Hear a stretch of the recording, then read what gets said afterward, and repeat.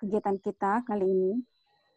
Mari kita panjatkan puji syukur kehadirat Allah Subhanahu wa Ta'ala karena atas limpahan rahmat-Nya, anugerah serta nikmat-Nya, terutama nikmat kesehatan yang diberikan kepada kita semua, walau hanya via jaringan kita dapat bertemu.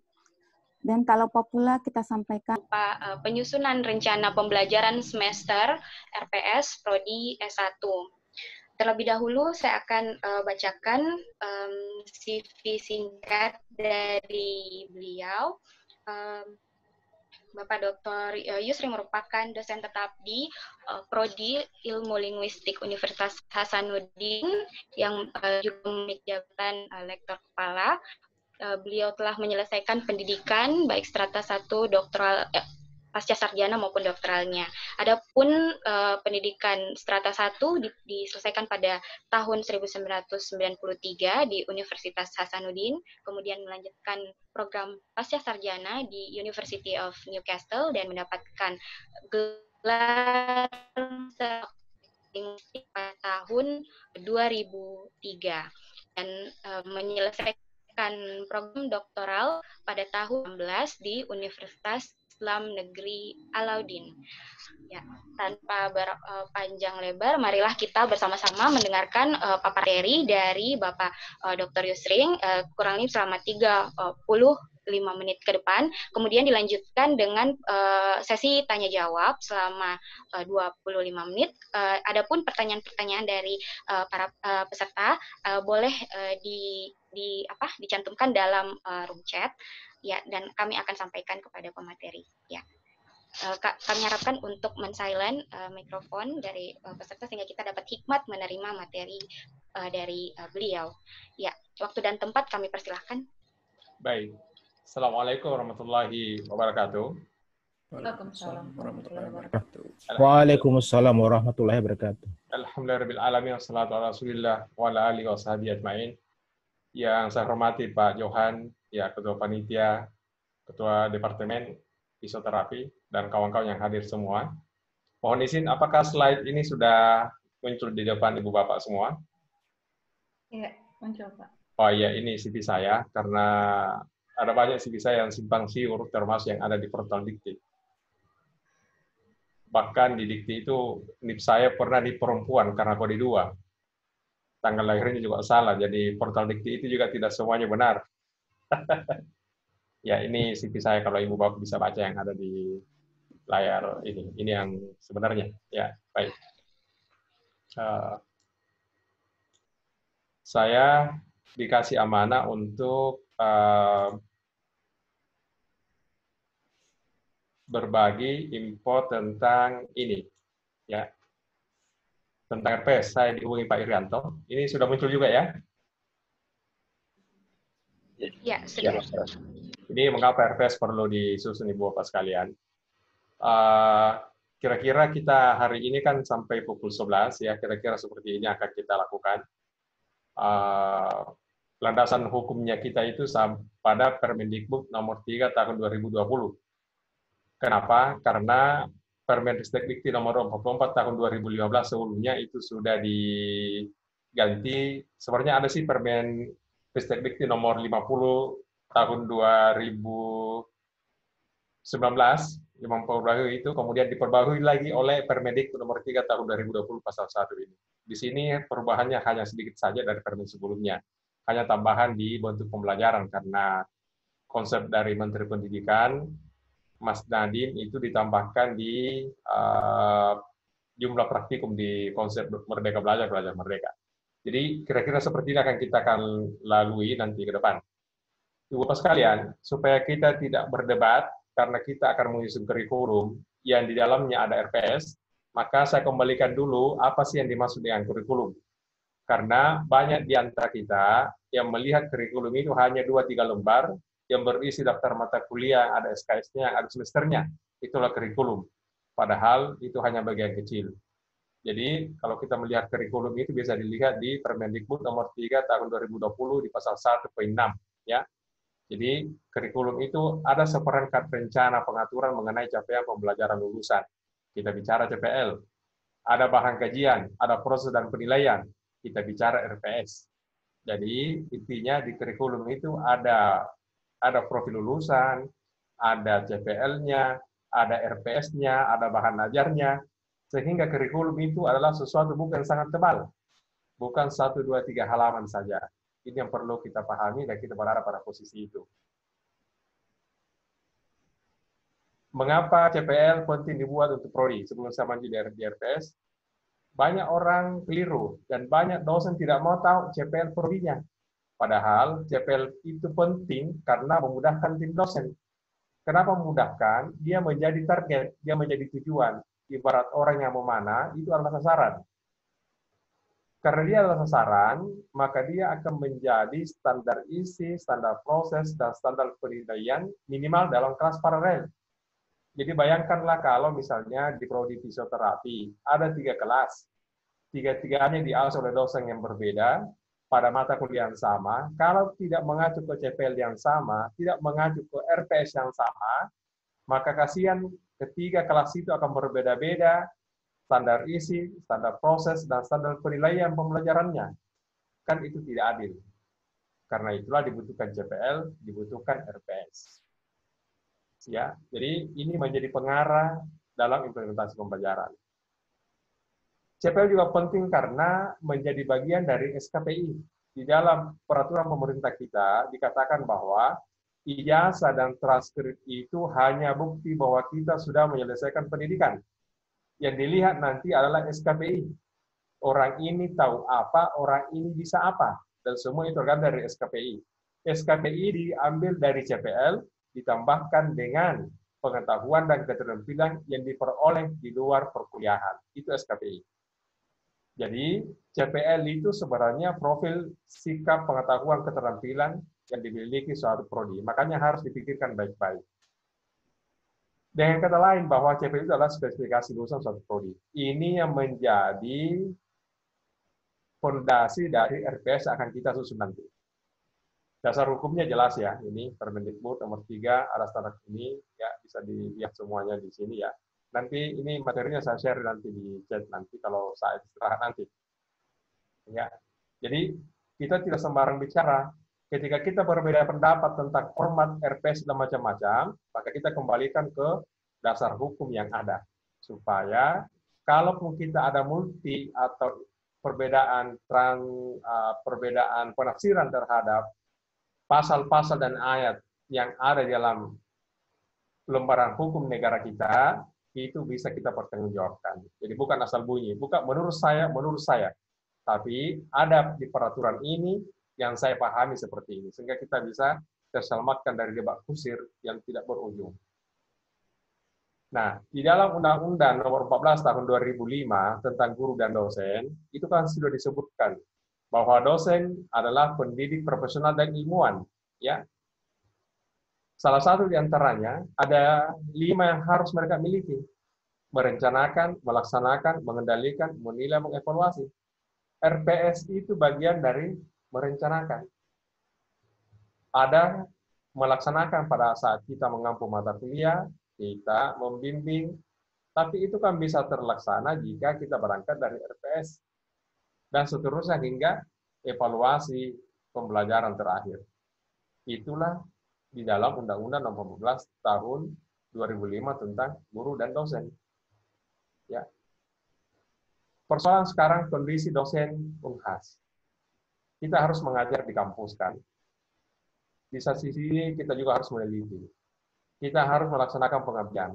Ini adalah fungsi Tridharma perguruan tinggi, tidak masalah. Tapi terkadang untuk mengembangkan fungsi Tridharma itu, kita harus mengembangkan diri, meningkatkan pengetahuan dan keterampilan kita. Tapi terkadang kita juga butuh tambahan supaya dapur kita ngepul, maka ada kegiatan lain. Sayangnya, kegiatan lain ini kadang menjadi dominan. Sehingga terjadi tugas pengajaran dosen terbengkalai. Kenapa? Karena yang terakhir malah menjadi dominan. Seharusnya ini menjadi sunat, yang wajib ini yang 3 di atas. Tapi ini terbalik, yang dibawa menjadi wajib, yang lain jadi sunat. Nah, ini jadi begini terjadinya. Kita tidak mau seperti itu. Jadi, karena amanah melalui Pak Irianto, target kegiatan hari ini kan adalah bagaimana kita menyusun rencana pembelajaran semester yang sesuai dengan Permendikbud nomor 3 tahun 2020, juga mengacu kepada panduan penyusunan kurikulum pendidikan tinggi KPT tahun 2018. Jadi semua aturan-aturan itu yang kita lihat. Karena itulah yang akan bisa kita lihat, karena kita bicara di negara kita yang diatur oleh kementerian. Ya, bahwa kemudian ada standar-standar bentuk RPS dari luar tidak jadi masalah, tapi kan wajib dalam negeri karena itu yang dinilai. Kalau kita tidak diakreditasi internasional, pembelajaran tetap jalan. Tapi kalau akreditasi dalam negeri tidak jalan, maka kita tidak bisa meluluskan. Dan akreditasi ini merujuk kepada peraturan-peraturan dalam negeri, termasuk Permendikbud nomor 3 tahun 2020 dan panduan KPT 2018. Jadi kalau Bapak lihat di sini, ini Bapak lihat ya, ini CPMK seperti begini. Di sini kita tidak melihat lagi yang namanya MIT, tidak melihat lagi yang namanya penal. Dulu ada istilah itu, ada MIT, ada penal. Bagaimana kalau sekarang ini kita ingin menambahkan MIT, menambahkan penal, tidak dilarang. Cuma pertanyaannya nanti, ya kalau Bapak lihat nanti di sini nih RPS ini memang akan menjadi target kita. Ini bentuknya OB, outcome based education, ya. Apa itu outcome based education? Dimulai dari apa yang akan diperoleh oleh mahasiswa. Jadi pertanyaannya dari sini, dari sub CPMK, apa yang diperoleh oleh setiap mahasiswa pada setiap pertemuan. Setelah kita menentukan itu, baru kita pindah bagaimana cara menilainya. Ya kan? Kalau kita ingin tahu bagaimana cara menilainya, tentu ada ukuran, itulah indikator. Kalau ada indikatornya, kita butuh kriteria. Kalau ini sudah ditetapkan, baru kita pindah. Bagaimana cara mengejarkannya? Bagaimana metodenya? Mode apa yang digunakan? Online kah? Luring kah? Materi apa yang dia berikan? Dan kemudian bobotnya. Jadi, seperti ini aturannya. Ya. Ini akan kita kerjakan hari ini. Kita akan praktek hari ini, kita akan lihat. Semoga sudah ada RPS yang sudah dibuat oleh kawan-kawan di fisioterapi dan bisa kita cermati bersama, kita bisa diskusi berdasarkan standar yang ada. Saya mungkin tidak akan terlalu lama di sini, tapi saya ingin melihatkan alur bahwa kurikulum prodi itu melahirkan profil. Dari profil itu lalu dibentuk CPL-CPL. Ya. Dari CPL ini kemudian keluar bahan kajian. Bahan kajian inilah yang dibungkus menjadi mata kuliah. Ada satu bahan kajian dibungkus menjadi satu mata kuliah. Ada dua bahan kajian dibungkus menjadi satu mata kuliah. Ada 3 bahan kajian dibungkus menjadi satu mata kuliah. Kira-kira seperti itu. Jadi kita tidak mengatakan ini mata kuliahku, ini penting, atau karena kita baru saja menyelesaikan studi, entah magister atau doktor, dan di tempat studi kita ada mata kuliah yang baik, kemudian kita datang memaksakan menjadi mata kuliah prodi kita, tidak begitu. Urutannya seperti ini, ya kan? Jika kemudian apa yang kita pelajari itu menjadi penting, silahkan dimasukkan dia mendukung sub CPMK yang mana. Tapi urutan mata kuliah itu seperti ini kira-kira. Ini kita bicara ideal. Ya, saya langkah saja ini. Nah, kalau kita ingin membuat sub CPMK pada RPS atau CPL atau CPMK, kita mulai dari CPL kemudian CPMK. Ini semua strukturnya sama. Mau CPL, mau CPMK, mau sub CPMK, semuanya sama strukturnya. Sama-sama punya kemampuan yang ditandai dengan kata kerja. Sama-sama punya bahan kajian, biasanya menggunakan frasa nomina. Dan bisa ditambah konteks yang ditandai dengan absen atau keterangan. Ada contohnya di sini, ini mampu mengkaji. Ya, ini kemampuannya, jadi jelas. Kemudian ini bahan kajiannya, kemudian ini konteksnya. Ya, jadi yang konteks ini bisa ada, bisa tidak, tetapi kemampuan dan bahan kajian itu wajib ada pada satu sub CPMK atau CPMK atau CPL.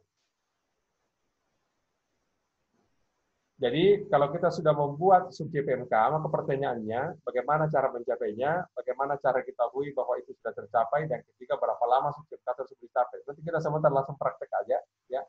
Ini saya langkahi saja ya, karena ini kan sudah dijawab semua pada saat kita bekerja. Jadi ini saya urutannya, ya. Jadi rencana pembelajaran semester, ini tahapannya seperti begini. Saya tidak perlu selesaikan, urutannya seperti ini saja lah. Ya. Sebenarnya ini lebih kepada bahwa tim dosen satu mata kuliah itu diajak untuk duduk bersama dan bukan jalan sendiri-sendiri, ya. Karena seringkali terjadi kalau kita mengajar pada satu mata kuliah kita langsung berbagi. Kamu siapkan pertemuan 1 sampai 5 ya, saya 6 sampai 10, sisanya saya. Jadi 3 orang dia sambung-sambung, padahal seharusnya mereka duduk bersama, membicarakan itu semua, kemudian lahirlah sebuah RPS yang dikerjakan. Bahwa kemudian itu dibagi-bagi 3 dalam proses pembelajarannya, itu lain konteksnya. Ibu Bapak bisa mengecek atau membandingkan CPL yang sudah ada di Ristek Dikti. Ibu Bapak bisa masuk di sini ya, di Ristek Dikti untuk melihat, membanding-bandingkan apa yang sudah distandarisasi oleh kementerian. Ya, kita lihat-lihat, misalnya ini bahasa Arab, kita ketik muncul ini, lalu nanti akan ada seperti ini. Ya, ada prodi sarjana, nanti diklik itu akan muncul. Kemudian di sini ada berkasnya, kita bisa klik ini, ya. Kemudian muncullah prodi. Ini draft yang ada dari Dikti, semua standar bisa kita lihat. Itu contoh model yang disiapkan oleh Dikti. Bagi prodi yang tidak mau lagi pusing, bisa mengambil standar minimal yang disiapkan di Dikti. Ya. Nah, ini yang perlu kita bahas bersama. Karena sering banyak di antara kita keliru. Ini bisa dibuka ya di Permendikbud nomor 3 tahun 2020 mulai pasal 19 tentang bagaimana itu yang dimaksud dengan 1 SKS. Banyak di antara kita yang menyangka bahwa 1 SKS itu hanya tatap muka.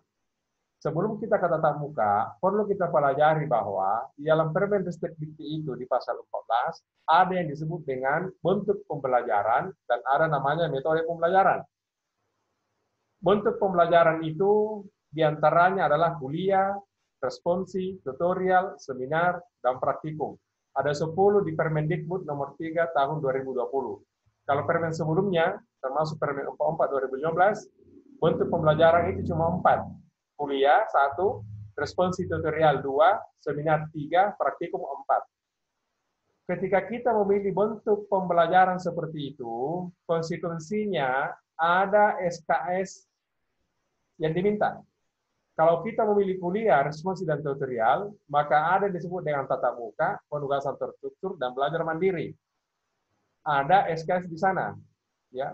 Tatap mukanya kalau kuliah, responsi, tutorial itu 50 menit, seperti ini, Bapak Ibu bisa baca. Jadi totalnya ini adalah 170 menit.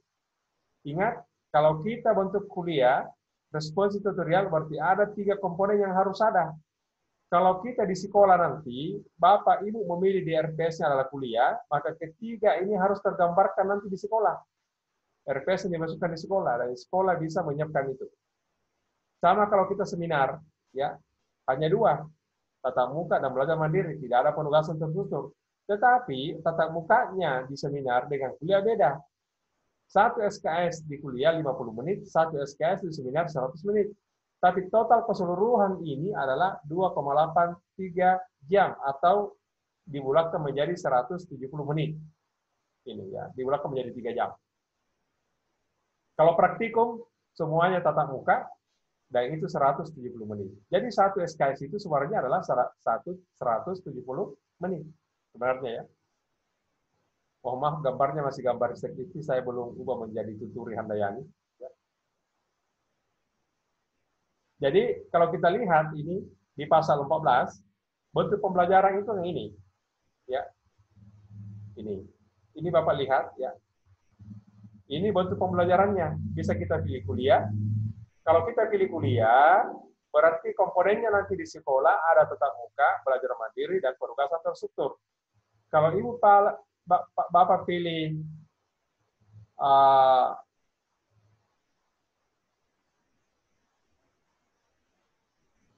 Ibu Bapak pilih responsi tutorial sama dengan kuliah komponennya. Jadi ketika kita memilih bentuk pembelajaran seperti ini, ada konsekuensi komponen SKS yang harus dipenuhi. Jangan sampai kalau kita kuliah, yang kita hitung hanya tatap muka.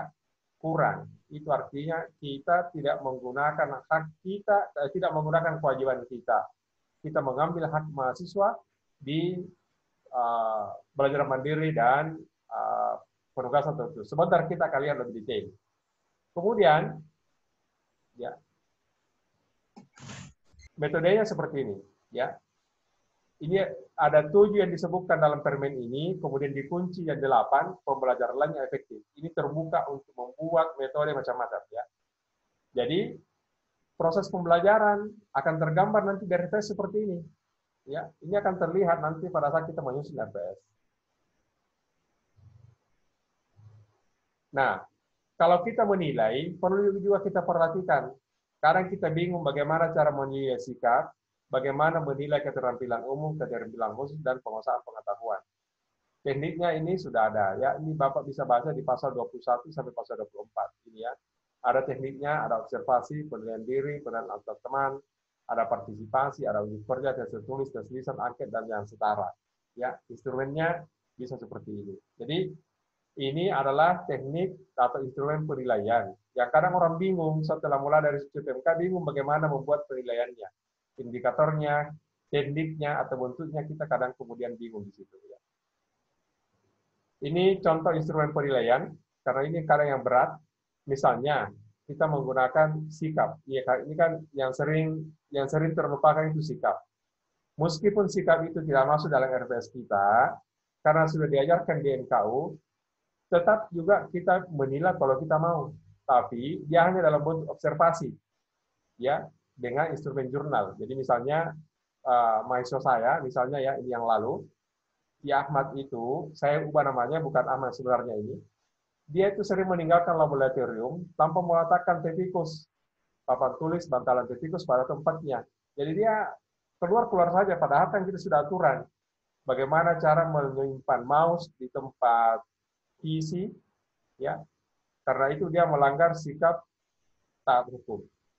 Dia minus di sini, kemudian dipanggil dan diingatkan tentang SOP lab. Ya.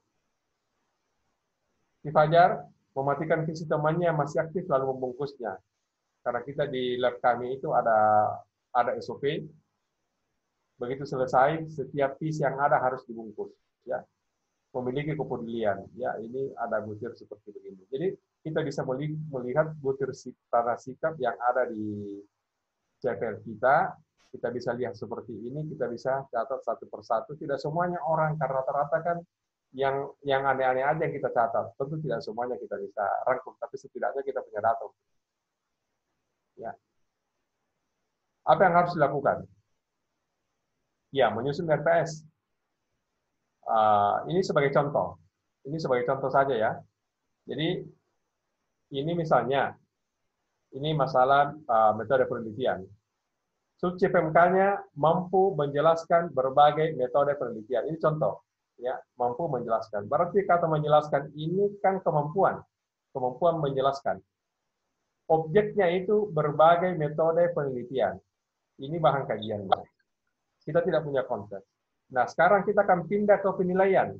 Bagaimana cara menilainya? Ya, ini disiapkan untuk 2 kali pertemuan. Pekan ke-1 dan pekan kedua. Ibu Bapak lihat di sini. Maka, indikatornya adalah kita menyebutkan tuntas menjelaskan metode penelitian, dilihat dari outputnya ada 4. 1, 2, 3, 4. Ya. Di pertemuan 1, 2 ini, untuk sub CPMK ini, kita siapkan nilai 8 dari 100. Ya. Jadi kemampuan ini akan berkontribusi ke nilai akhir 8%. Kriterianya, bentuknya tes tertulis. Kriterianya kita kasih nilai 8 jika di dalam makalahnya ini dia jelaskan 4 metode penelitian dari inputnya. Kalau dia hanya menjelaskan 3, kita kasih 6. Kalau hanya menjelaskan 2, kita kasih 4. Kalau menjelaskan 1, kita hanya kasih 2. Jadi, angka 8 ini karena dialah yang paling angka tertinggi dari sini. Ya. Jadi, jelas komponen ini, jelasan dinilai. Siapapun di antara kita memeriksa, membuat kriterianya ini sangat jelas di dalam makalahnya. Jika keempat itu dijelaskan, maka dia akan mendapatkan nilai 8. Sekarang metodenya. BP, bentuk pembelajaran kuliah. Metode akan digunakan nanti kooperatif dan collaborative learning. Ya. Di sini dijelaskan, peserta kuliah dikelompokkan ke dalam 5 grup. Setiap grup mengerjakan tugas 1. Ya, jadi masing-masing akan ada seperti itu. Waktunya, ini tatap muka. Waktunya karena ini kuliah, ada tatap mukanya. 2 yang pertama itu karena ini 2 pekan. Yang 2 di tengah SKS-nya. Dan ini 50 menit. Ya. Kemudian pelajaran mandirinya juga 2 kali. Di situ disebutkan materi pembelajarannya sudah terunggah di LMS karena ini masih LMS, ya, masih 2018 yang lalu, 2017 atau 2018 ya. pertemuan ke-1, pertemuan kedua. Ini sudah ada. Penugasan terstruktur sudah ada. Ya, ini sudah ada yang harus mereka lakukan. Inilah nanti tugas seperti ini yang dimasukkan di dalam sekolah. Tugasnya ini. Materinya ini juga dimasukkan dalam sekolah. Yang di sini PowerPoint kita, yang ditetap muka di sini ada PowerPoint. Yang di sini masuk di grup. Jadi semua komponen proses pembelajaran ini, baik luring daring, atau yang luring kemudian kita daringkan, semua diakomodir oleh sekolah. Ya. Nah, materi pembelajaran ini dan yang dimasukkan di metode dokumen. Di semua ini materi-materinya ya seperti ini. Jadi inilah contoh RPS. Ya, ini contoh RPS. Contoh yang lain seperti ini. Ini mata kuliah kami juga, namanya Program Aplikasi Komputer Bahasa Arab. Di pertemuan pertama itu kita mengatakan menjelaskan konsep perangkat kelas. Ini berarti penguasaan teori, ya kan? Dan kita minta seperti ini karena kriterianya itu besar, maka kita membuat lampiran, ya, lampiran dari bentuk dan kriterianya. Jadi tim dosen kami itu bisa mengacu ke sana. Ya, ini ada belajar mandirinya, semua dalam bentuk online. Jadi kalau ini menggunakan flip teori atau metodenya flip ya, metode flip. Pembelajarannya metode flip. Apa itu? Mahasiswa belajar duluan. Semua yang dipelajari, yang dikerjakan, yang tidak diketahui, itu dibahas dalam pertemuan. Jadi terbalik, kalau tadi itu luring, kemudian dikasih tugas, kalau ini tidak. Mereka belajar duluan, kemudian dibahas di pertemuan apa yang tidak dipahami. Begitu seterusnya. Ini contoh dari RPS kami. Nanti bisa dilihat di sekolah. Sayangnya sekolah hari ini kita tidak bisa akses karena kami sedang memindahkan server dan sekarang ini sedang masa propagasi. Ya. Nah, kalau ini cara menghitung SKS. Mohon maaf, waktu 12 menit lagi. Baik. Ini adalah cara menghitung SKS. Sekarang ini kan terkadang satu mata kuliah tiba-tiba ada 2 SKS-nya. Padahal SKS itu muncul dari sub-CPMK. Jadi sub-CPMK inilah yang menentukan lahirnya SKS teori dan melahirkan SKS praktikum. Kami pernah mendampingi penyusunan RPS 120 prodi vokasi se-Indonesia, termasuk ITS dan UGM. Kami diminta oleh Ristek waktu itu ya, tahun 2019 yang lalu, di Bandung. Dan ternyata banyak yang kurang paham tentang penentuan SKS teori dan SKS praktik. Satu mata kuliah langsung saja, kalau dia 3 SKS, 2 SKS teori, dan 1 SKS praktik. Padahal, SKS teori dan SKS praktik itu muncul karena sub-CPMK. Sub-CPMK yang pertama tidak perlu SKS praktik. Sub-CPMK yang kedua tidak perlu SKS praktik. Tapi sebaliknya, SKS ketiga dan ini, sub-CPMK ketiga dan keempat ini punya SKS praktik lebih besar daripada SKS teori. Kenapa? Karena sub-CPMK itu yang menuntut. Akhirnya dihitung muncullah SKS-nya seperti ini. Inilah yang menentukan SKS satu mata kuliah. Ya. Ini saya lengkapi karena sama saja dengan tadi ya. Cara menghitungnya tadi SKS-nya itu. Jadi sekarang ini adalah apakah proses penyusunan CPL dan RPS kita itu sudah diorientasikan ke KKNI dan SNDikti? Ini yang harus kita lihat. Apakah sudah ke arah itu? Karena jangan sampai kita merasa, oh begitu kita lihat contohnya, karena kita diajar dulu seperti itu, maka kita juga membuat seperti itu. Ya, ya, kita tidak perlu pusing dengan melihat teori-teori seperti ini, karena akan jauh lebih bagus kalau ada praktiknya, kita lihat bersama, itu akan jauh lebih ini. Ya. Oke, saya kira ini untuk paparan pengantar dan kita akan diskusi lebih detail. Ya, terima kasih atas paparan materi dari Bapak Yusri Sanusi. Di sini ada 2 orang penanya. Ya, untuk Bapak Ibu dosen masih kami persilakan untuk masukkan pertanyaan ke link ke room chat. Langsung saja ada dua penanya. Yang pertama oleh Visio Yudi. Yang pertama, terkait penugasan terstruktur, apakah harus berujung pada penilaian? Jadi setiap mata kuliah itu wajib ada penilaian tugas atau tugas yang dinilai. Nah, kemudian atau apakah boleh mata kuliah itu dinilai hanya dari mid dan final saja tanpa tugas? Apa mau dilanjutkan ke pertanyaan kedua atau langsung dijawab? Oke, saya langsung jawab ya. Iya, Pak.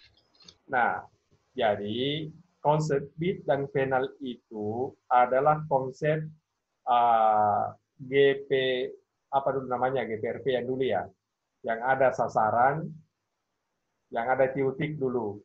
Karena setiap pertemuan tidak diuji per sub JPMK, maka muncullah mid dan final. Dalam perjalanannya, teknologi pendidikan yang kalau kita ini mengacu ke peraturan itu, maka diaturlah bahwasanya sub JPMK itu yang dinilai setiap komponennya. Kalau sub JPMK sudah dinilai, maka secara logika sebenarnya kita tidak perlu lagi mid dan final. Kalau kita membuat mid dan final, kan pertanyaannya sub JPMK mana yang diukur? Kan itu pertanyaannya. Kalau kita membuat mid dan final, pertanyaannya adalah sub JPMK mana yang diukur? Itu dia. Kan?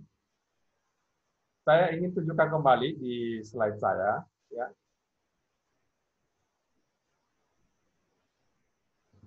Ini Anda lihat. Ya. Sorry.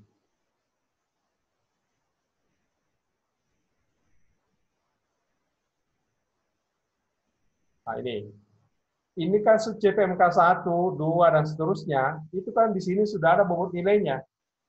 Kalau ini sudah ada bobot nilai, kita ingin melakukan final, mid, maka pertanyaannya sub JPMK mana di pertemuan keberapa itu yang harus diukur.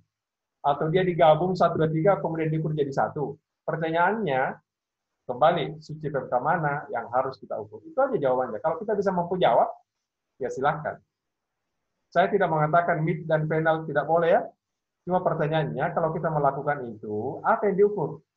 Kan kita ini berbasis sub JPMK sekarang. Kita berbasis OB, Outcome Based Education. Lain kalau kita bicara ujian komprehensif. Di akhir sebelum anak-anak masuk di ujian seminar hasil, kan seperti kami di bahasa Arab, sebelum anak-anak masuk di seminar hasil, proposal, judul, itu harus lulus dulu di ujian komprehensif. Apa itu ujian komprehensif? Supaya prodi betul-betul menjamin bahwa ini anak menguasai keterampilannya, jangan sampai lolos dan tidak bahasa Arab. Maka ada namanya ujian komprehensif. Ya, itu. Oke, ini jelas ya? Semoga menjawab pertanyaan tadi. Apa ada tanggapan dari Visio Yudi? Ya, terima kasih atas penjelasannya, Pak. Jadi, itu maksudnya berarti tiap sub JPMK tersebut harus ada penugasan yang kita nilai, atau misalnya bisa beberapa sub JPMK digabung menjadi satu tugas, atau misalnya, maksudnya bagaimana kita menentukan bobot tugasnya itu misalnya diselesaikan 1 SKS atau 2 SKS. Misalnya tugas ini 60 menit, tugas ini sekian menit sesuai dengan SKS-nya, Pak. Satu sub JPMK itu kan kita buatkan penilaian. Nah, tinggal berpikir penilaian ujian apa yang akan kita gunakan untuk mengukur itu. Itu. Ya, sebentar kita mungkin akan lihat. Kalau misalnya Pak Yudi punya RPS, bisa kita lihat sama-sama nanti. Sehingga kita bisa sharing pendapat tentang bagaimana mengukur, bagaimana membuat instrumen, bagaimana membuat indikator penilaian, bagaimana membuat bentuk dan kriteria penilaian itu untuk mengukur sub JPMK. Adapun komponen besaran bobotnya itu sangat tergantung dari kedalaman dan keluasan sub JPMK itu. Kalau memang dia berat, ya tentu nilainya juga agak berat. Karena bobot itu disesuaikan dengan kedalaman dan keluasan dari sub JPMK itu. Kedalaman dan keluasan sub JPMK bisa dilihat dari tingkat kesulitan materi yang diberikan. Ini semua saling terkait. Oke, sebentar mungkin akan lebih jelas kalau ada kita nanti. Ya. Oke.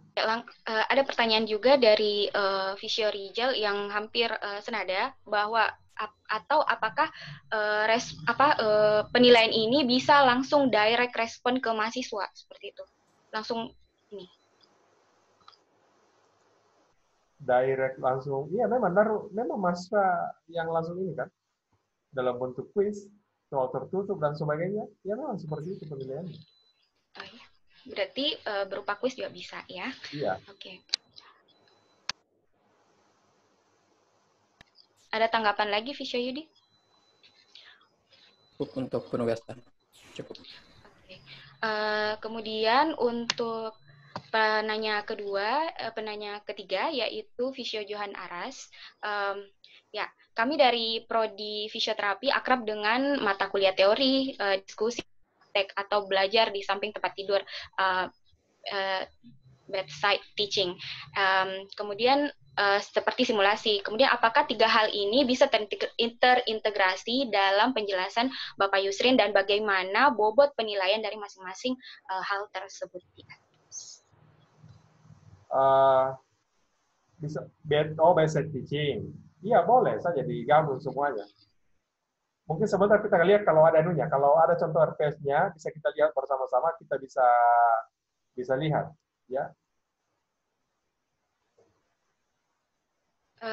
Bapak Ibu, apakah ada yang sudah memiliki RPS, yang sudah membuat RPS yang bisa atau ingin ditanyakan kepada Bapak Yusrin dan bisa dijadikan sebagai simulasi pembuatan RPS juga bagi kita semua? Mungkin RPS ini. Halo, bisa saya komentar deh? Bisa saya komentar terkait dengan pertanyaan itu? Oh ya, silakan Visio Johan Aras. Ya, terima kasih Pak Yusrin masukannya. Subhanallah, mudah-mudahan barokah. Jadi kami di fisioterapi itu Pak akrab dengan bedside teaching. Jadi teorinya seperti ini, prakteknya seperti ini. Diskusinya harusnya mengandung kisi-kisinya seperti ini, kemudian prakteknya harus seperti ini. Itu dalam satu kali pertemuan, dan itu hampir seluruh mata kuliah fisioterapi seperti itu. Bahkan sebetulnya Pancasila itu bisa seperti itu kan. Nah, ini kami akrab dengan itu. Nah, pertanyaannya adalah kira-kira gimana? Apakah dinilai satu kaligus atau ditunggu beberapa saat kemudian? Kemudian yang kedua, bobotnya seperti apa? Teori bobotnya seperti apa? Diskusi berapa bobotnya? Kemudian praktek beberapa bobotnya, kemudian bagaimana mengeluarkan hasil akhir mahasiswa tersebut. Oke. Yang kalau saya, ada nggak RPS supaya bisa kita lihat? Ya rata-rata RPS itu nanti akan ke arah sana itu Pak. Misalnya begini, penata laksanaan frozen shoulder misalnya. Itu teorinya kan ada, frozen shoulder bla bla bla bla. Terus yang mau didiskusikan oleh mahasiswa harus minimal 4 hal. Pertama, pada kapsul. Kedua, ada keterbatasan nyeri. Ketiga, ada gangguan gerakan. Dan yang keempat, katakanlah misalnya seperti itu ada kekuatan otot. 4 itu harus didiskusikan oleh mahasiswa terkait dengan frozen shoulder. Setelah itu gimana mengatasi gangguan gerak, gimana mengatasi nyeri, gimana mengatasi ROM, gimana mengatasi gerakan dan sebagainya. Itu langsung simulatif di situ sehingga mahasiswa itu tidak belajar apart, sehingga mahasiswa itu tidak membawa sepotong-sepotong ke rumah, tapi dia ibaratnya membawa sebuah adonan ke rumah, sebuah roti seperti itu. Terima kasih, Pak. Oke. Nah, saya ini bisa dilihat ya di layar ya? Belum, Pak. Belum terlihat, Pak. Terus. Ya, udah kelihatan. Ya, oh, hilang lagi. Yang ini terlihat ya? Belum, Pak. Belum. On proses, ya. Proses? Sudah terlihat. Sudah terlihat? Oke, sebentar. Kan sebenarnya begini. Kalau kita mampu menentukan, mungkin mau mirip seperti ini kan. Ini kan banyak ini teori praktik kan ini. Kalau kita sudah paham tentang filosofi dulu, teori SKS, teori di sini, maka kita tahu bahwa di sini komponen nilai nanti adalah komponen praktiknya nanti. Ya kan? Komponen praktik. Nah, kalau kita jalan nanti akan seperti begini. Begitu ada yang bersifat praktik, ini ada proyek, ada eksperimen, ada poster, ya, ada refleks ini. Ya, ini semua bisa menjadi possible assessment dari apa yang dikatakan tadi Pak Johan. Ya kan? Jadi kalau memang ini LLO itu maksudnya lesson learning outcome. Ini saya ambil dari SAR-nya Mas Arad, karena kami AUN, ini salah satu di SAR kami ya, assessment report kami itu seperti ini. Jadi kalau lesson learning outcome-nya atau sub CPMK-nya menggambarkan, kita mengatakan kemungkinan assessment atau penilaian digunakan seperti ini. Tapi kalau misalnya menganalize, mungkin seperti ini. Ya, tapi kalau dia refleksi, bisa portofolio, bisa seperti ini. Kalau dia design, create, bisa project, bisa eksperimen, bisa poster. Communicate, seperti begini. Nah, kalau praktikum kan kita tinggal melibatkan apa yang akan dinilai. Ya kan? Dari dari sub CPMK-nya itu, Pak. Ya. Jadi kalau kita harus lihat dulu RPS-nya. Kalau kita ini lebih bagus RPS-nya kita tampilkan, kemudian kita diskusikan possible assessment, apa yang harus dinilai dari situ. Yes. Kalau ada. Ya. Bagus. Ya, Pak. Ya. Bagus sekali, Pak. Ya. Ya. Jadi, Pak, selama ini kami mencoba membuatnya seperti ini. Kalau teori itu bobotnya satu. Kenapa? Karena how. Kenapa? Karena what saja ya, dan sebagainya. Kemudian kalau diskusi itu mampu menghubung-hubungkan konsep. Maka itu lebih jelimet, maka bobotnya 2. Kemudian kalau praktek itu mampu mengetahui dasar filosofinya, mampu menghubung-hubungkan konsep, dan mampu mengaplikasikan teori tersebut. Sehingga bobotnya 3. Total bobotnya adalah 6. Sehingga kalau misalnya mahasiswa A, katakanlah teorinya sekian, dia dapat diskusinya sekian, and grand totalnya misalnya 460, maka itu dibagi 6. Maka lahirlah sebuah nilai yang proporsional dari seorang mahasiswa yang mewakili ketiga komponen tersebut. Baru dikatakan dia dia tahu, dia paham atau tidak, kayak itu. Terima kasih, Pak. Oke, ya, saya kira seperti itu barangkali. Ya, jadi kalau ada RPS-nya nanti kita akan akan jauh lebih bagus. Ya, makasih Pak. Ya, di bagian chat saya sedang unggah materi saya yang tadi ini. Baik Pak, nanti kami minta Pak. Sementara ongoing, nanti Bapak Ibu di tempat chat ya. Sementara terima kasih Pak. Ya, nanti kami ambil Pak. Makasih. Ya, ini sementara ongoing, baru berapa persen ini. Ya, sudah hampir selesai. Nanti kalau sudah ini silakan diunduh materinya. Oke, kalau ada misalnya yang kita mau lihat RPS-nya, supaya kita langsung praktik saja. Baik, kami masih ada sekitar 10 menit untuk sesi tanya jawab. Jadi mungkin Visio Nadia bisa men-share RPS yang telah dibuat sebelumnya. Kalau Ibu Nadia berkenan, mohon RPS-nya itu dalam bentuk Word. Tolong diunggah di chat supaya saya bisa langsung memberikan tanggapan. Oh iya Pak. Ya. Ini tapi masih RPS yang belum itu blended dulu ya. Iya. Dan masih perhitungan SKS-nya itu masih yang kayak Bapak bilang tadi ya, 3 SKS teori, 3 SKS praktik, jadi belum diperbarui lagi. Iya, tidak apa-apa kan, maksudnya bertahap, ya kan. Iya. Dulu itu kita tidak langsung ketat di perhitungan SKS, sama waktu itu blended dulu karena kami tidak mau kawan-kawan langsung meledak otaknya. Iya Pak. Bentar saya. Tapi Pak Yusri. Iya Pak Rizal, silakan Pak Rizal. Itu kan kemarin kami juga ikut hibah dan kebetulan kami membawakan RPS pendidikan profesi Pak waktu itu. Ya. Dan ternyata itu kan memang harus ada evaluasi setiap hari di RPS itu Pak. Masalahnya adalah waktu kami melakukan evaluasi itu yang berperan di sana itu adalah clinical instructor. Dan mereka itu ternyata tidak bisa mengakses LMS saat itu. Jadi makanya kami tidak bisa pada saat yang tahap kedua kami gagal di situ karena mereka tidak bisa melaporkan hasil evaluasi mahasiswa melalui LMS tersebut. Jadi apakah di sekolah nanti ini akan difasilitasi bagi clinical instructor yang ada di rumah sakit untuk bisa memberikan evaluasi harian pada mahasiswa, Pak? Bisa nanti dia akan menjadi coach nanti ya, nanti dikasih akun sendiri dia masuk di coach. Pak. Oke Pak, berarti RPS kami bisa jalan Pak untuk semester depan. Ya, karena kemarin jujur kami kendalanya di situ Pak kemarin.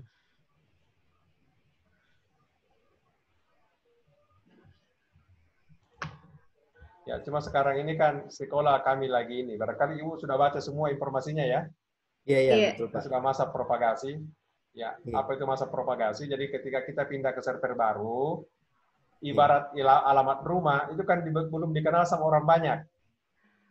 Jadi kita butuh endorse dulu, menunggu beberapa saat, dan selama masa propagasi itu server kami tutup supaya tidak ada tambahan data. Seperti itu ya. Banyak orang kaget, tapi memang begitulah memang kalau kita pindah server. Kita pindah rumah baru ceritanya ini. Ya, kita naik tingkat, naik pangkat, dapat rumah yang lebih enak, lebih nyaman, lebih luas. Ya, kira-kira seperti itu.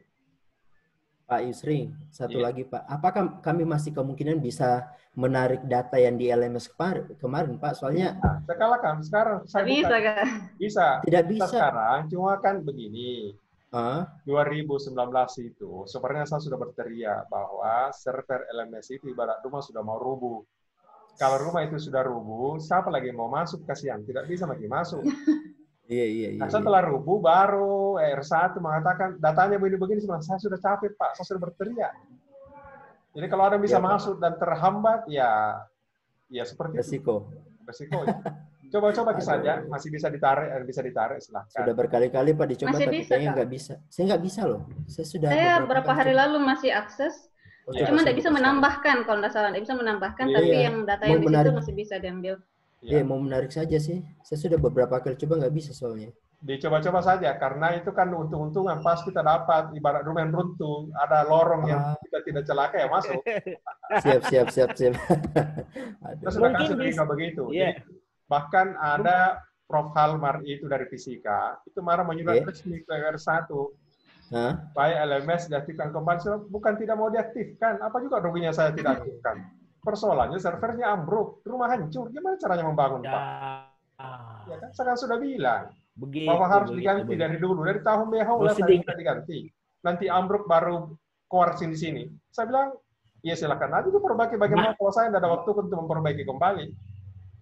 Bisa diambil datanya, saya tidak punya waktu Pak untuk bahan bakunya mesti diganti Pak. Makanya kita bisa enggak seperti kita mengembangkan Sikola. Sikola itu sebenarnya lanjutan dari LMS. Makanya dulu waktu masih aktif kita kasih akses supaya data dari LMS langsung masuk Sikola, kan begitu. Kita ada kan panduannya tuh di video. Iya. Kita sudah siapkan semuanya. Jadi memang tanda kutip banyak juga kawan-kawan kita ini kasihan tidak patuh dengan imbauan kita. Orang Makassar bilang eja pindah doang. Setelah kejadian baru mereka keluar sini ke sana kemari. Ketika ada kesempatan dia tidak maksimalkan. Ketika hancur baru berteriak-teriak. Saya bilang saya tidak ada waktu Pak untuk memperbaiki kembali LMS. Saya sudah bikin pengumuman. Tidak ada lagi servis terhadap LMS. Hancurlah. Apa bisa diambil datanya? Sebenarnya cuma waktu. Kami butuh waktu, butuh tenaga. Pertanyaannya, adakah yang mau ganti waktu kami? Adakah yang mau bayar tenaga kami? Yang kalau waktu dan tenaga kami itu kami gunakan di tempat lain, kami bisa dapat segepok duit. Kan gitu caranya. Logika gitu lah. Mas, Pak, mohon maaf Pak. Ini kan Sikola LMS ini kan ibaratnya ini program sedang berjalan Pak. Ibaratnya program tambal sulam Pak. Maksudnya nanti ke depan kalau sering ditambal disulam kan akhirnya lebih lebih bagus Pak. Nah, pertanyaan saya atau usulan kami bisa enggak kami secara internal kami perbaiki itu secara internal kami perbaiki seperti yang diusulkan Pak Pisur Rijal tadi. Setelah itu kami anggap baik is okay, maka kami usulkan kembali kepada Pak Yusrin untuk ini loh yang kami anggap lebih baik. Bisa nggak diperbaiki kembali di LMS itu, Pak? Saya nggak ngerti pertanyaannya, Pak Dr. Johan. Begini, Pak. Ini kan ceritanya ini setelah dilihat tampilannya Pak Dr. Yusrin tadi, teman-teman mengatakan, oh bisa nggak ditarik LMS kembali nih? Rupanya ini mesti perlu diperbaiki lagi dan seterusnya. Nah, tadi ada teman mengatakan itu sulit ditarik karena berbagai alasan, apalagi rumahnya mau roboh misalnya seperti itu. Bisa enggak kami secara internal perbaiki? Internal kami perbaiki, ibaratnya tambal sulam Pak kami perbaiki. Setelah itu menjadi lebih bagus, kami bersurat secara resmi kepada Pak Yusrin bahwa ini loh yang sudah kami perbaiki Pak. Bisa enggak bisa nggak diperbaiki kembali Pak di LSM atau di LMS itu sehingga dengan demikian itu menjadi bagus ya Pak LMS Pak, bisa nggak seperti itu Pak kami perbaiki? Ini kan di LMS ya, jadi kalau kita masuk di LMS kita coba sekarang ya, ini masuk di LMS ya kan,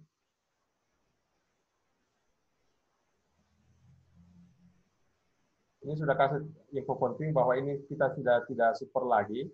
Jadi kalau bisa masuk silakan diambil datanya. Karena ini kan terkadang jalan, kadang tidak, karena sangat tergantung dari servernya itu lagi maunya dia di lantai 4 itu. Kalau lagi on, bisa dia ini saja masuknya setengah mati. Ya.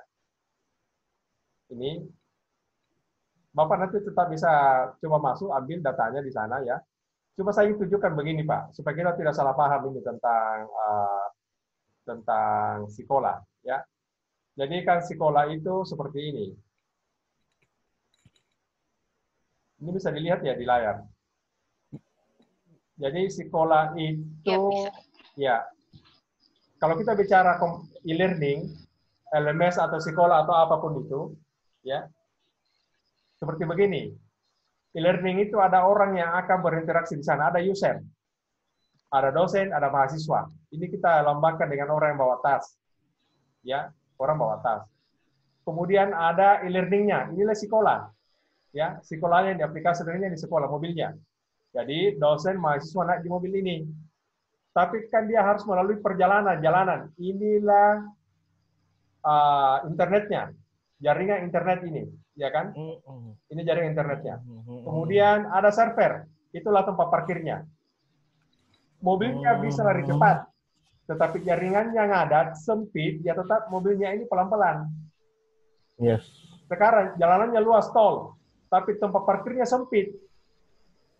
Coba bayangkan kalau kita ke Stadion Matuangin. Dari sini cepat. Tapi begitu masuk di stadion, karena padat, kan jadi lambat kita. Semua ini, mau jalannya sempit, servernya sempit, yang disalahkan selalu mobilnya. Terkadang ini luas, servernya sekarang sudah bagus. Kita jamin itu sekarang server yang sekarang bagus ini, jalanannya juga sudah oke, mobilnya sudah oke. Tapi dosen lagi yang mau naik di mobil ini tidak punya RPS, tidak punya bahan pembelajaran. Komponen e-learning juga tidak maksimal jalannya. Kira-kira seperti itu, Pak. Tapi semua yang disalahin, semua adalah mobilnya. Padahal ini komponennya macam-macam. Semoga Bapak mendapatkan ilustrasi dari sini. Dan kita paham di mana posisi kita. Betul, Pak. Kita paham di mana posisi kita. Saya bertanggung jawab di mobilnya. Saya tidak bertanggung jawab di jalanannya, internetnya. Saya tidak bertanggung jawab di lapangan parkirnya. Saya tidak bertanggung jawab dengan tas yang dibawa dosen itu atau materi pembelajarannya. Baik, terima kasih atas pemaparannya. Mungkin 5 menit ke depan bisa sedikit berdiskusi terkait ini RPS yang telah dibuat oleh pengampu atau koordinator mata kuliah Ibu Nadia Purnamasari. Baik. Apa sudah kelihatan? Mohon izin host, mohon izin host, saya mau keluar sebentar, ada keperluan sebentar. Silakan. Pamit lagi, saya datang lagi. Terima kasih. Silakan. Ya Pak, terima kasih Pak. Alhamdulillah.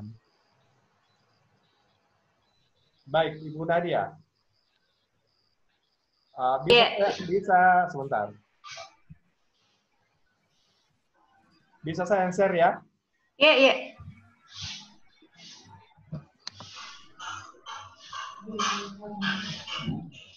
Ini Word-nya muncul nggak? Iya, belum tampil, Pak. Oke, saya ulangi. Sekarang tampil. Lagi, ya, tampil, Pak. Baik, supaya saya ada rekaman. Saya langsung ini ya. Ini 6 SKS ya? Iya. Karena 3 teori, 3 praktikum kan? Iya. Oke.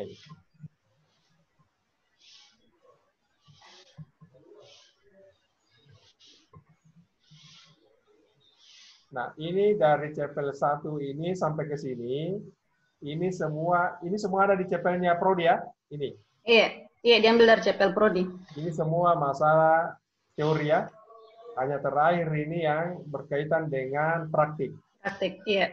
Ya kan? Ya. Oh, ini juga. Oh, ini tidak. Ini teori juga ya? Iya. Yang di bawahnya, Pak. Oke. Ini adalah sub CPMK-nya. ini CPL 1, 2, 3. Ini CPL 4 kan? Iya.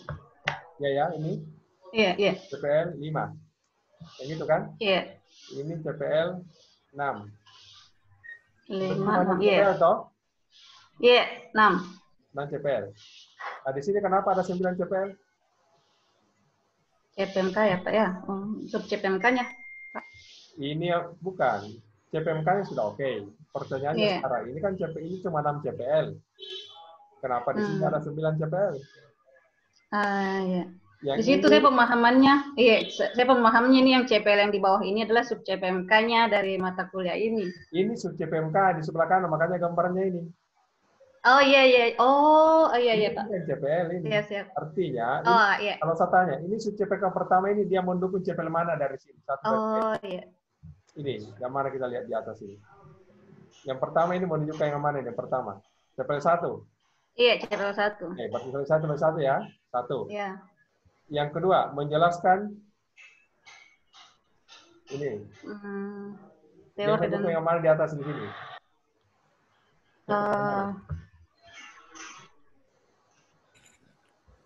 Lagi loading.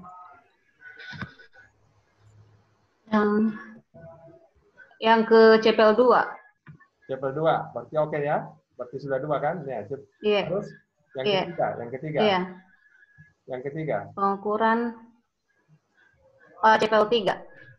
CPL 3. Ini kan konsep teoritis. Iya. Oh, melakukan ya, itu melakukan. Ya, makanya. Artinya CPL 5 ya, Pak? CPL 5, iya. Iya. Berarti ini kan CPL 5 kan?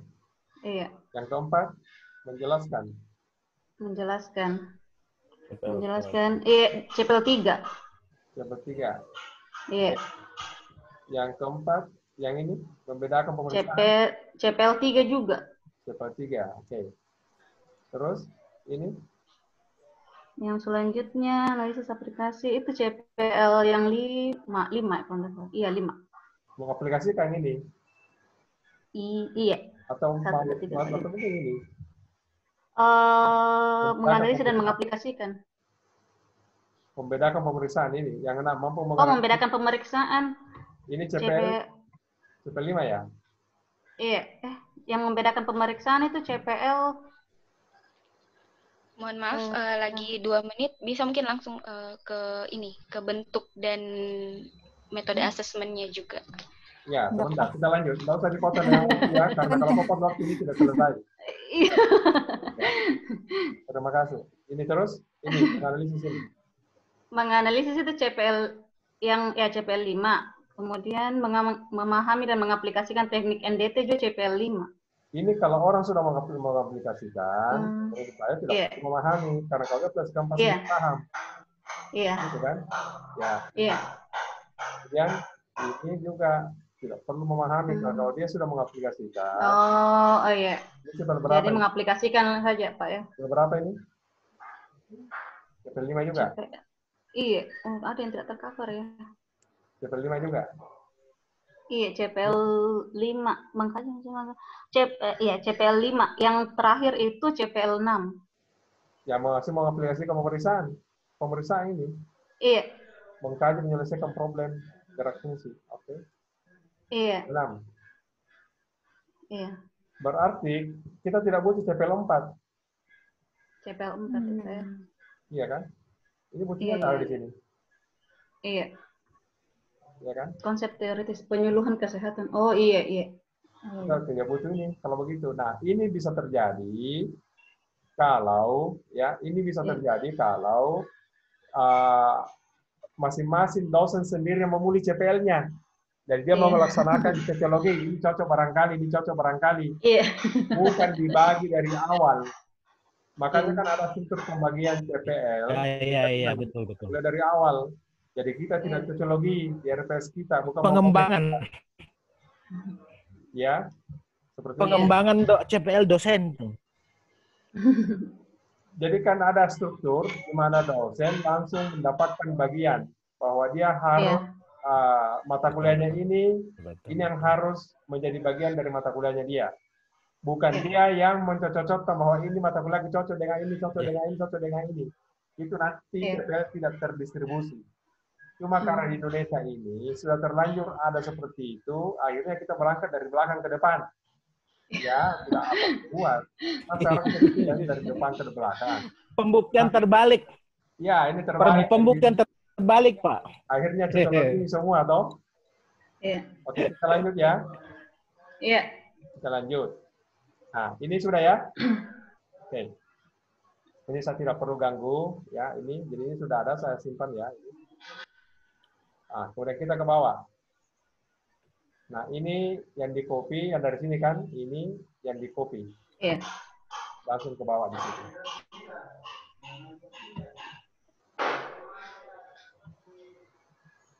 Nah,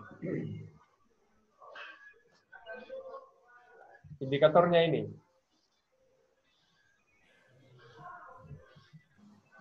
Apa itu kemampuan yang akan diperoleh? Ini kan masih abu-abu. Ya kan? Ya.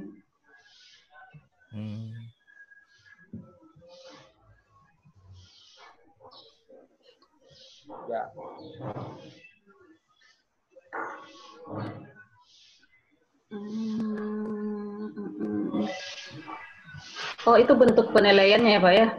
Ya. Bentuk penilaian tadi itu kan kita sudah bicara toh. Ada lisan, ada tulis, ada unjuk rasa. Ini apa? Lisan atau tertulis? Ini kalau nggak salah yang pertama ini adalah tentang itu Pak, kontrak kuliah, tentang afektif, yang sikap-sikap itu kalau nggak salah Pak. Ya, ini kan bagian dari kontrak kuliah, ya kan? Iya. Ini berubah menjadi nanti ya. Kita sudah lewat ini. Iya. Ya. Oh, iya.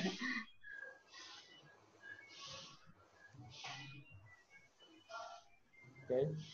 Ini bentuknya mau lisan atau tulisan? Apa tulisan ini? Ini dulu harus kita jelaskan ini. Apa yang harus dia ketahui dari sini?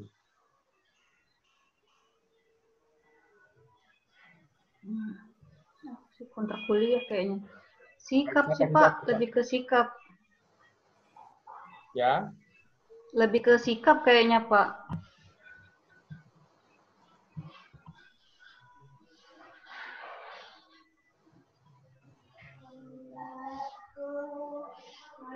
Iya, apa ya? Ini sebenarnya saya bingung juga yang pertama ini Pak, karena di bawahnya juga ada pekan pertama, jadi dia kayak menambah untuk pertemuan tentang kontrak kuliah, tentang penjelasan tentang RPS dan segala macamnya. Oke, saya kasih contoh barangkali ya. Kalau penjelasan seperti ini, saya kasih contoh ya, sebentar. Saya kasih contoh, saya insert dulu masuk satu sinian ya. Ini kan contoh saja. Ya, saya kasih apa namanya? Saya kasih satu kolom di sini ya. Iya. Ini contoh apa namanya? Misalnya karena ini kan menjelaskan, toh kadang orang bingung dengan menjelaskan kan? Iya. Ya. Saya kasih contoh. Contohnya menjelaskan. Suci PMK-nya begini. Suci PMK-nya, mohon maaf, karena saya ambil dari agama Islam. Ya contohnya ya, mampu menjelaskan Quran surah Al-Fatihah, kan gitu kan? Dia diminta menjelaskan ini, ya kan? Pertanyaannya kalau menjelaskan begini, bagaimana cara indikatornya, itu kan? maka saya akan menulis indikatornya seperti ini. Ya, saya akan masukkan indikatornya seperti ini. Ketuntasan menjelaskan, jadi kalau 5 poin ini dia ungkap, berarti dia mampu menjelaskan ini. Jelas? Iya. Nah, bentuknya bisa lisan dan tulisan. Jadi tergantung kita mau tulisan atau lisan, boleh. Kita bisa tanya dia, tanya langsung.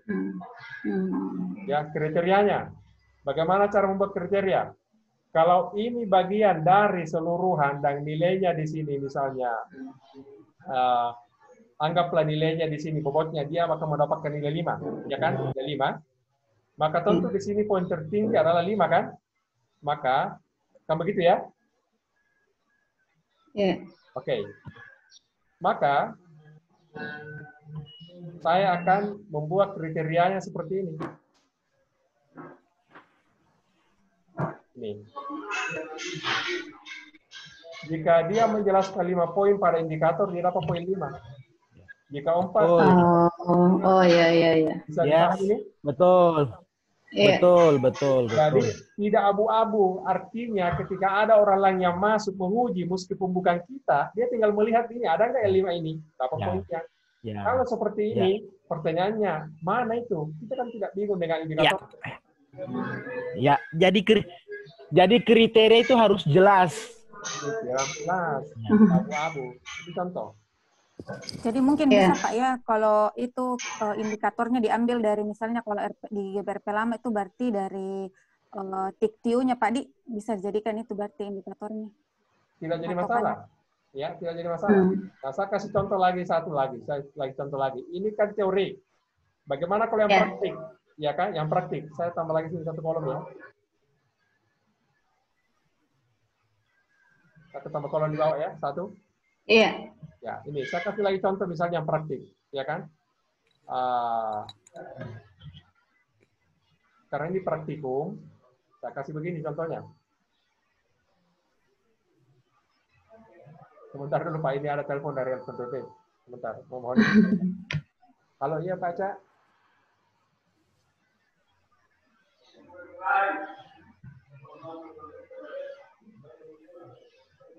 Oh iya, ya, oke, makasih Cak. Iya. Makasih Cak ya. Oke, ini adalah SubCPMK mampu mendemonstrasikan penggunaan keyboard bahasa Arab dengan 10 jari, kan begitu kan? Ini kita, bagaimana cara mengukurnya? Ya kan, kita harus bikin indikator. Harus ada standar. Indikator itu standar yang menjadi acuan penilaian. Nah, misalnya gini, standarnya adalah mampu mengetik menggunakan keyboard bahasa Arab rata-rata 90 kata per menit atau 90 WPM. Begitu kan? Sekarang, kalau komponen penilaian ini, ya, komponen penilaian ini akan diganjar 5, misalnya 5 kan? Kan berarti di sini ada bentuknya juga kan? Di sini ada kriteria. Nah, bentuknya di sini tidak mungkin lisan, ya kan? Tidak mungkin lisan. Di sini pasti unjuk kerja, ya, atau dia sifatnya demonstrasi. Ya, dia demo, bisa demo. Iya. Ya, namanya unjuk kerja, ya kan? Jadi kalau di sini bentuknya adalah unjuk kerja, ya kan? Mungkin ada demo, boleh silakan. Kriterianya bisa seperti ini. Kalau dia mengetik antara 71 sampai 90 kata per menit, saya kasih nilai 5. Jadi tinggal dilihat dia mengetik berapa kata yang bisa diketik dalam satu menit. Ya kan? Jadi jelas ukurannya, tidak ini. Jelas kriterianya. Oke, bisa dipaham sampai sini? Yang ini sifatnya pengetahuan, yang ini sifatnya keterampilan. Contoh. Oke?